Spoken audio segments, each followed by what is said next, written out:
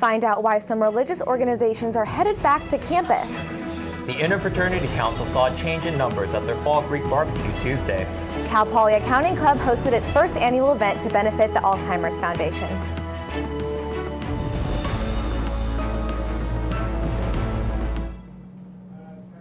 Broadcasting from Studio 300 on Cal Poly's campus, you're watching Mustang News. Hello and welcome to this week's edition of Mustang News. I'm Daniel Park. And I'm Avrah Baum. Mustang News starts now. A memorial service was held for Keegan Langhoff on Thursday in the University Union. More than 100 students stayed for the ceremony, which was led by ASI President Owen Schwagerly. The event had many keynote speakers, including Langhoff's mother, who was dressed completely in black. The memorial also had a number of Cal Poly professors, all of whom had Langhoff in class. They described him as a wonderful student and an avid learner. The freshman architecture major died in June in a car crash on the 101 freeway near San Jose. He was driving home to attend his brother's high school graduation in Washington. The California State University system is pushing for all campuses to increase enrollment rates. However, Cal Poly is interested in doing so. Cal Poly President Jeffrey Armstrong will propose to the CSU Chancellor Timothy White that the university should maintain a steady enrollment rate, meaning that the university would accept as many students that are graduating and transferring out. According to Armstrong, one of the challenges they are facing is space. What we face right now in the short term is we don't have the space.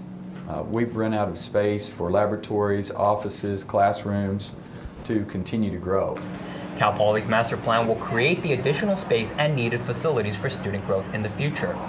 Every year, CSU campus is given a target enrollment percentage for California residents. According to Armstrong, the university has been growing at a modest rate of about 1% per year. Students will be charged a new $2 fee unless they opt out by this Friday. The Student Involvement and Representation fee will fund student programs for the California State Student Association, a nonprofit student organization that represents the 23 CSU campuses. ASI President Owen Schwagerly emailed Cal Poly students about the new fee this week. Students can opt out of the voluntary charge by logging on to their student center and clicking on Account Activity. Students have until tomorrow to opt out or they will be charged.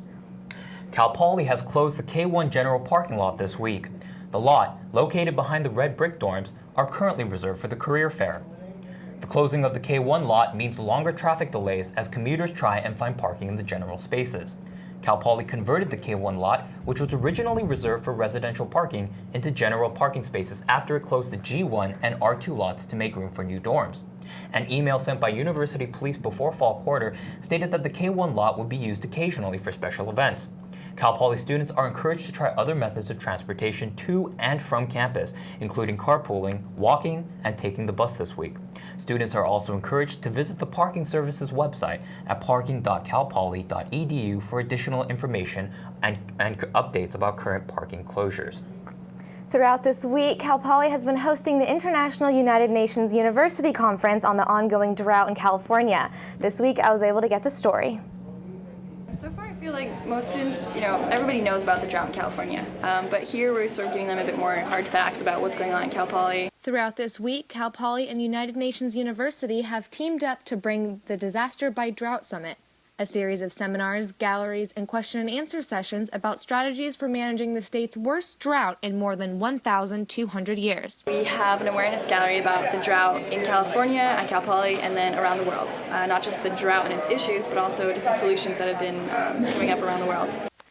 As part of the awareness gallery, students were surveyed on everything from if Dexter Lawn should continue to be irrigated or not to how long their showers take. It seems a lot of people are really taken aback by how many gallons of water are used to make one steak or like 1 pound of beef. Many people are surprised to learn how much water really goes into growing their favorite foods. One of the goals of the Drought Summit is to educate students and the rest of the community on how the problem affects their lives beyond what they can see around campus.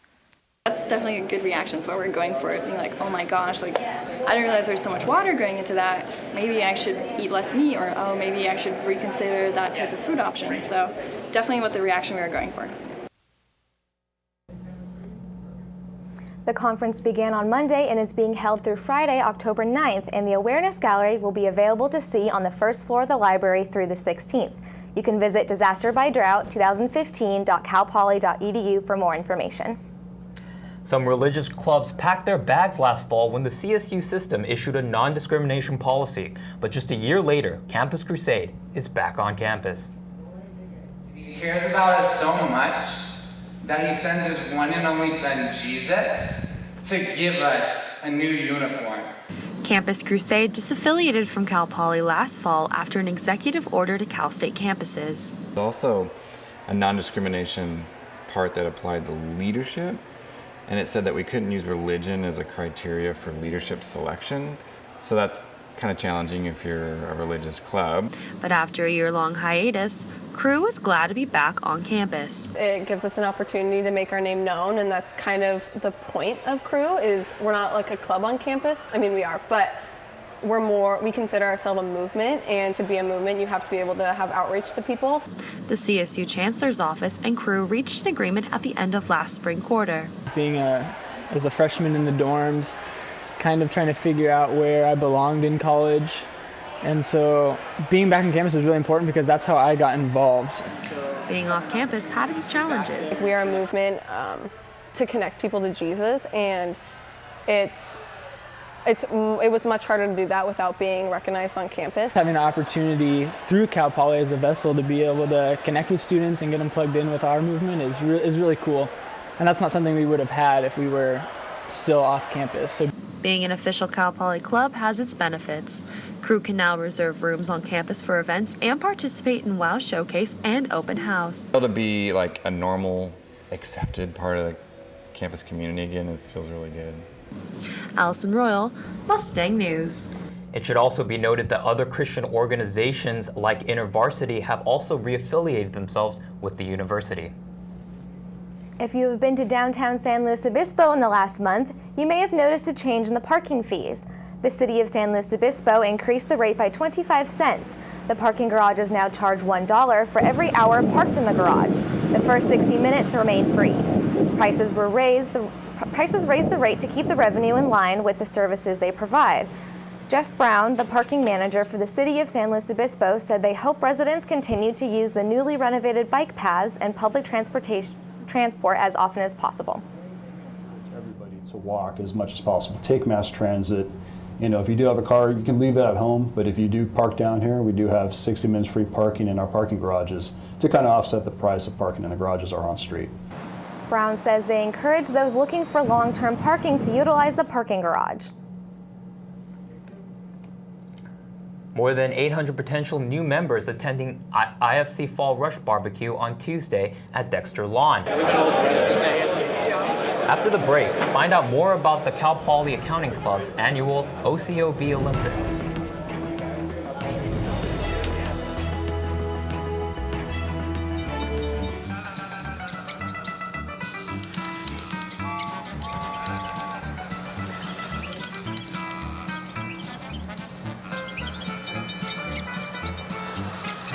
Kids will spend 15 minutes watching online videos like this one.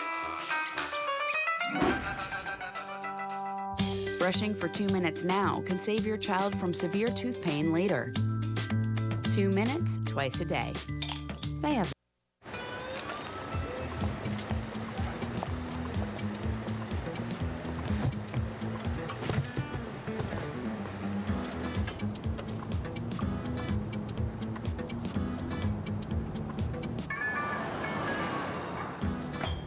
It's a short ride from your neighborhood to your naturehood.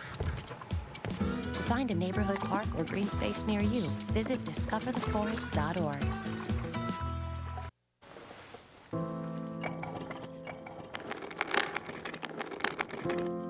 Maybe he's really focused. Hey, Michael. Michael. Maybe he likes spinning the wheels. Maybe he just loves trucks. Maybe he's just being a boy.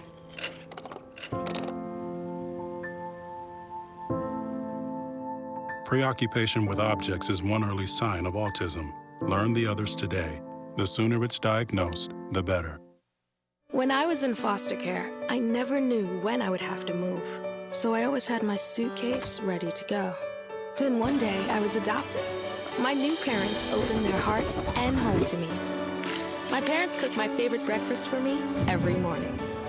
My parents take me on trips I never thought I would go on. They gave me a home and an even better reason to use that suitcase. My parents aren't perfect, but they're perfect for me. Welcome back. This last Tuesday night was the Interfraternity Council Rush Kickoff Barbecue at Dexter Lawn. 880 potential new members attended the event to meet with Cal Poly fraternities. If IFC hosts this event for Cal Poly students interested in joining Greek life. Only 16 fraternities were eligible to recruit this fall compared to fall 2014 when 19 fraternities hosted 1,160 new members. If anybody has questions on IFC recruitment, you are encouraged to contact Sheldon Overton at recruitment@calpolyifc.com. The Hagen bankruptcy is affecting more than students' grocery habits. The grocery store chain bought 2 locations in San Luis Obispo as a result of the Safeway and Albertsons merger. The Cal Poly Poultry Enterprise had sold eggs to Hagen and other local grocery stores. As a result of the bankruptcy, the Cal Poly Corporation stopped shipping its eggs to area Hagen stores last week. The drop in sales has left the poultry enterprise struggling amidst facility upgrades. Very large customer for us. They make up about 30 to 35% of our sales. So it was kind of a big hit. Enterprise sells around 300 dozen eggs per week to grocery stores and restaurants in San Luis Obispo. On top of the drop in sales, new humane treatment laws led the enterprise to install new coops for the laying hens in the enterprise. Warehouse store Smart & Final has announced a plan to buy 28 of the closing Hagen stores around the Pacific Southwest, including the soon-to-close store on Johnson Avenue. A new club is gaining steam on campus that aims to foster friendship between students who transferred to Cal Poly. The Association of Transfer Students held its first meeting last Wednesday with the aim of increasing social activity among transfer students. So far, the club has more than 170 likes on Facebook, and the first meeting drew more than 40 attendants. The club was created after senior Karina Movsova had trouble socially after WOW ended her junior year. I transferred last year, and after WOW ended, it just felt like I was in Sarah, and then I moved to BCV, and when I moved to BCV, everyone were already in their own groups. That the group will focus on having up to 5 social events per quarter. The club will meet again this Wednesday in the 14th in room 112 of the business building. For more information, check the ASI Club Services directory. NASA's $100,000 Innovative Advanced Concepts grant was awarded to Cal Poly and UC Santa Barbara to make a preliminary model of an interstellar spacecraft and propulsion system. The propulsion system would push a wafer-thin spacecraft to within a fraction of the speed of light. That would mean that the craft could pass the Voyager spacecraft that was launched in 1977 and is now interstellar in weeks and could reach the next star in a generation, which is a short time considering the distance. And I think the biggest picture is let's start building a laser system that's in Earth orbit and try to make it bigger and bigger, and then you can begin to do a whole lot of things with that, including propel spacecraft to the next star system. Work has begun on an analysis of an array structure and will continue with the mechanical design of the laser in upcoming months. Last weekend, the Cal Poly Accounting Club held its first annual Oast Cobb Olympics at the sports complex. All donations raised went to the Alzheimer's Foundation. Teams of 6 to 8 people took part in events like giant blow-up hamster balls, human jousting, and relay events, all while networking with recruiters from accounting firms. Kyle Kintner, Cal Poly Accounting Club's Director of Activities, said Cal Poly offers a lot of ways to meet professionals, but not always in an easygoing environment. I really wanted a way for professionals and students to be able to build relationships in a really fun and teamwork-oriented environment, while also making a difference in the greater good and bringing together the community of Orfalea College Business. 150 students took part in the event and raised over $1,500 for the Alzheimer's Foundation. Cal Poly received the Water Efficiency Site Water Quality Sustainability Award at the California Higher Education Sustainability Conference in San Francisco. According to a Cal Poly press release, in line with the drought plan, Cal Poly has installed low-flow fixtures, replaced dining equipment, and removed 13 out of 48 acres of turf on campus. Combined together, these projects will save 119.7 acre-feet of water, approximately 39 million gallons every year. A new irrigation control system is also being implemented, which will measure rainfall and adjust watering schedules to certain zones. The competition was open to 112 community colleges and 23 California State Universities and 10 University of California campuses. This is the third time Cal Poly has won in the water efficiency category. When the drought is over, the university plans to replace the turf with climate-appropriate plants. New York Times bestselling author, transgender rights activist, and MSNBC host Janet Mock will be at Cal Poly's Chumash Auditorium this Saturday, October 10th from 6 to 8:30 p.m. The event, which is put on by Your True Gender Conference, is free to the public and will include a meet and greet, conversation with Dr. Marcy Bowers, and book signing. For additional conference information, visit www.yourtruegender.org.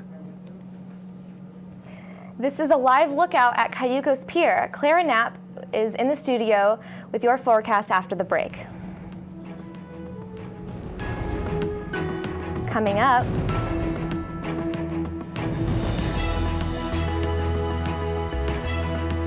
Taking care of a family member can lead to plenty of questions. Fortunately, there's a place to get the answers, for them and for you. Find articles, tips, and tools from experts and others who have been in your place. The Caregiving Resource Center at aarp.org/caregiving.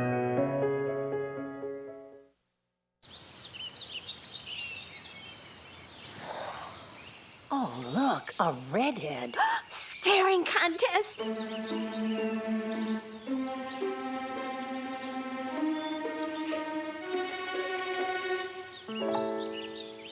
You still got it.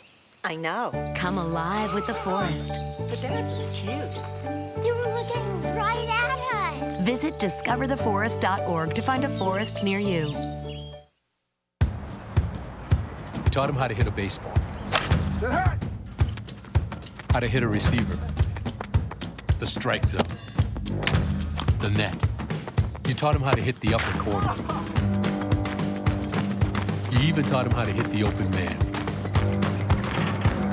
But how much time have you spent teaching him what not to hit?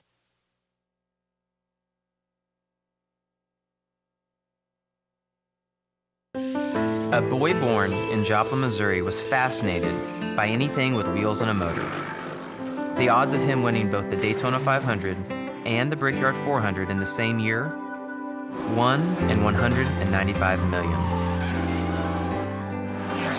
The odds of a child being diagnosed with autism, 1 in 68. I'm Jamie McMurray, and my niece has autism. Learn more at autismspeaks.org/signs. Good afternoon, I'm Clara Knapp with your weather forecast for this week. Starting off, we're going to take a look at the weather outlook. This morning, some clouds made for a beautiful sunrise, but the skies quickly cleared in the heat. Turns out that heat is going to continue into this weekend with the peak of the high temperatures on Friday. We're going to see a slight cooling trend starting on Sunday. It'll cool off into the middle of next week, continue with the cooling trend, and we might see some rain Tuesday and Wednesday. So looking at some temperatures for South County, we're going to see highs of 89 in Napomo and Santa Maria. Lowest temperature we'll see will be down in Vandenberg with 84.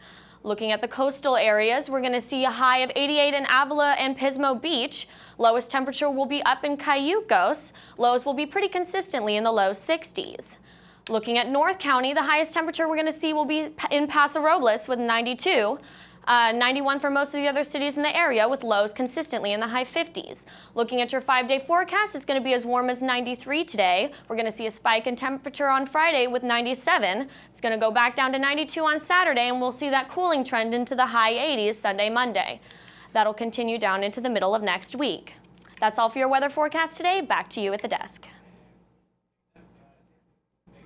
Coming up, women's soccer tied a record they haven't met since 2000. See how the Cal Poly football team performed and what the expectations are for the upcoming conference games.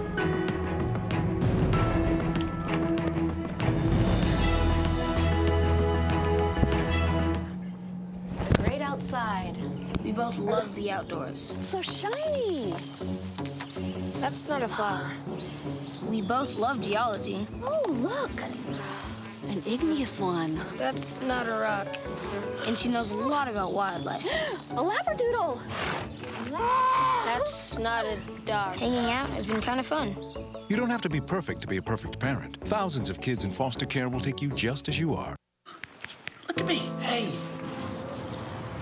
Raymond, look at Mommy. Maybe the light hurts his eyes. Maybe she's just not hungry. Maybe he can't hear us. Maybe we're not stimulating him enough. Maybe it's a phase.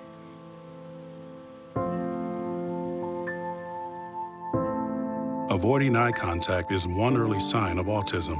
Learn the others today. The sooner it's diagnosed, the better.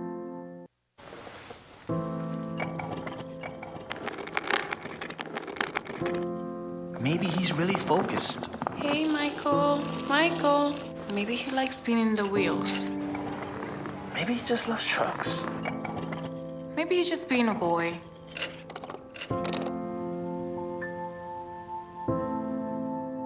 Preoccupation with objects is one early sign of autism. Learn the others today. The sooner it's diagnosed, the better. Look at me. Hey. Raymond, look at Mommy. Maybe the light hurts his eyes. Maybe she's just not hungry. Maybe he can't hear us. Maybe we're not stimulating him enough. Maybe it's a phase.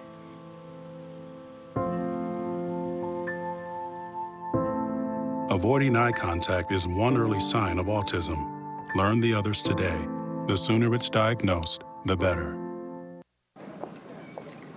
Hi, may I please have an application? Thank you.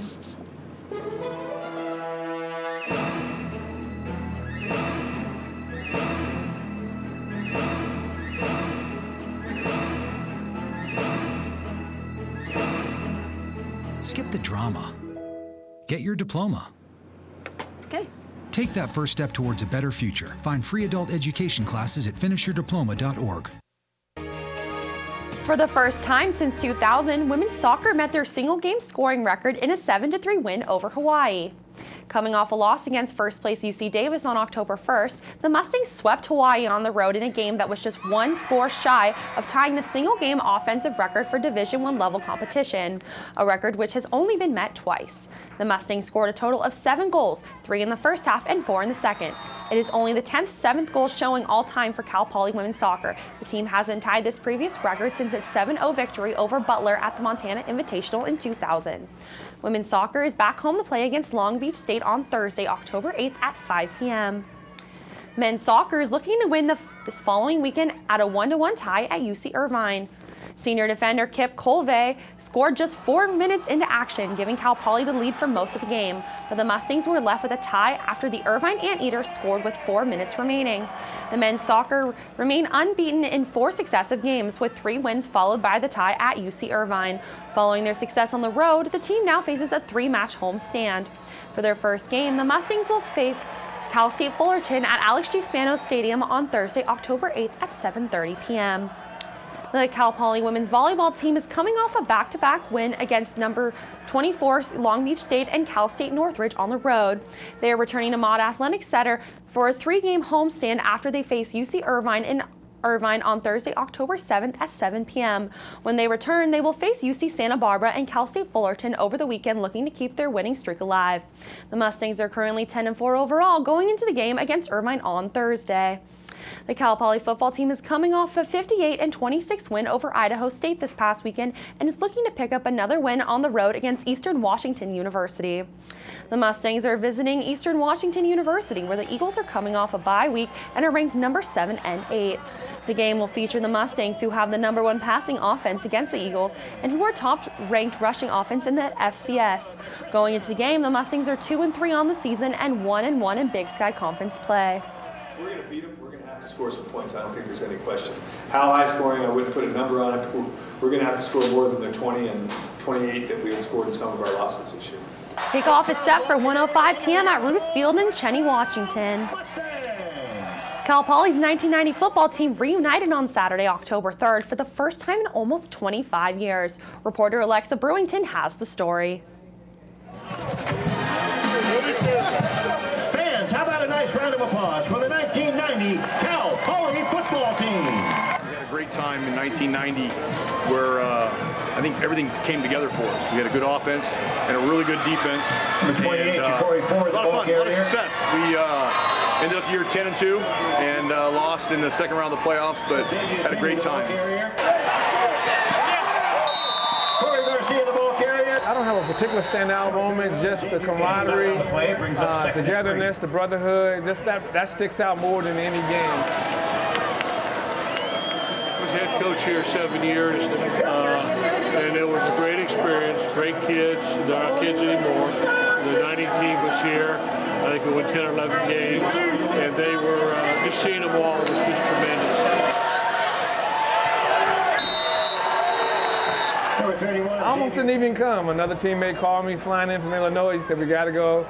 Came and went, so I'm glad I came, and just being here, I forgot how beautiful the area is, and so very lucky to come here, full ride scholarship, pay for school in a place like this. So, and it's something that keeps giving to my children and their children, the fact that I went to school here. So. The 1990 team was the last Mustang football squad to earn a playoff berth before Cal Poly elevated its athletic programs to Division I in 1994. I don't know if you caught it on camera, man. I've been hugging all these guys here. I have a good history here.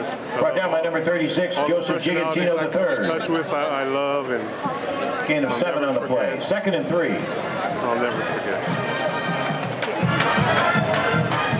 The 1990 Mustangs finished 10-2 under head coach Lyle Steinensich and reached the semifinal round of the NCAA playoffs. That's all for sports. That's all we have for this week. I'm Allison Royal. Back to you guys at the desk. Thank you, Allison. We'll be right back after the break. Hi, may I please have an application? Thank you.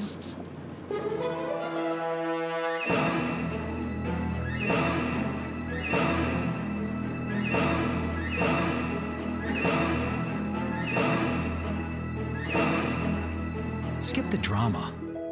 Get your diploma. Okay. Take that first step towards a better future. Find free adult education classes at finishyourdiploma.org. So I've come up with a family emergency plan. Great. What is it? It's difficult to talk about, so I'm not telling you. How will we know what to do? You won't. I'm so glad I won't have to remember anything. And me too. Thanks for this, sweetie. Talk to your kids about who to call, where to meet, what to pack. Visit ready.gov/kids for tips and information.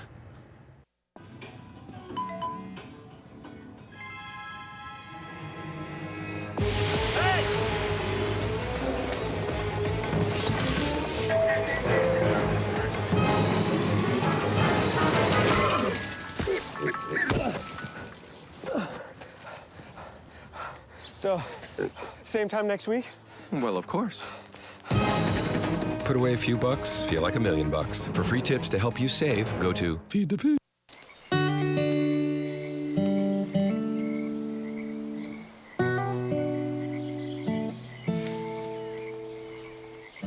When you're out there, there's no telling what you'll find.